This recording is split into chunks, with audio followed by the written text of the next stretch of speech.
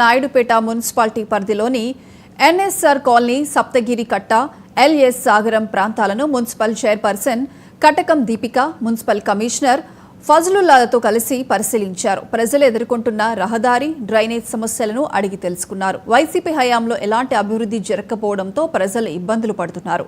ఈ క్రమంలోనే సీఎం చంద్రబాబు ఆదేశాలతో ప్రతి శుక్రవారం గ్రీవెన్స్ నిర్వహించి సమస్యలు పరిష్కరిస్తున్నామని కటకం దీపిక చెప్పారు. మున్సిపల్ శాఖ మంత్రి నారాయణ 2 మున్సిపాలిటీల అభివృద్ధికి 4 కోట్ల రూపాయల నిధులు మంజూరు చేసినట్లు కమిషనర్ ఫజ్లుల్లా చెప్పారు. ఎమ్మెల్యే వెంట municipal vice chairman Sheikh Rafi, Nelavula Rajesh, Pasala Gangaprasad ఇవాళ NSR colony, SC ST colony roads, drains ఎక్కడెక్కడ లేవో చూడడానికి విజిటింగ్కి వార్డు బాటకని ప్రజాప్రతినిధులందరూ అలాగే అధికారులతో పాటు ఇక్కడికి రావడం జరిగింది. మీ అందరికీ తెలుసు, గత ప్రభుత్వంలో ఎలాంటి పనులు జరగలేదు కాబట్టి ఈసారి సమస్యలు ఎక్కువగా ఉన్నాయి. రోడ్ల సమస్యలు కానీ, డ్రైన్ల సమస్యలు కానీ, అలాగే ల్యాండ్ సమస్యలు కూడా ఎక్కువగా ఉన్నాయి.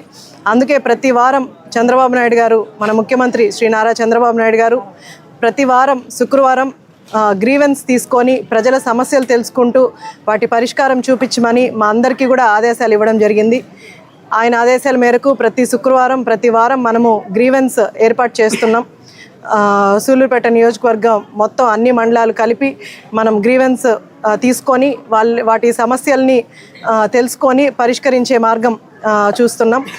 అలాగే అది కాకుండా మనం మున్సిపాలిటీ ద్వారా మన మున్సిపల్ మినిస్టర్ గారు నారాయణ గారు మనకు 2 మున్సిపాలిటీలు కలిపి 4 కోట్లు ఇవ్వడం జరిగింది. ఒక్కొక్క మున్సిపాలిటీకి 2 కోట్లు. వాటితో మనం మున్సిపాలిటీ పరిధిలో ఉన్నవన్నీ కూడా డ్రైన్స్ కానీ, రోడ్స్ కానీ, ఎలాంటి సమస్యలు ఉన్నా సరే వాటిని తీర్చడానికి అన్ని ప్రణాళికలు కూడా వేసుకోవడం జరిగింది. ఆ క్రమంలోనే ఇవాళ వార్డుకి వచ్చి రోడ్స్ ఎలా ఉన్నాయి, డ్రైన్స్ ఎలా ఉన్నాయి, ప్రజల సమస్యలు తెలుసుకోవడానికి ప్రజలతో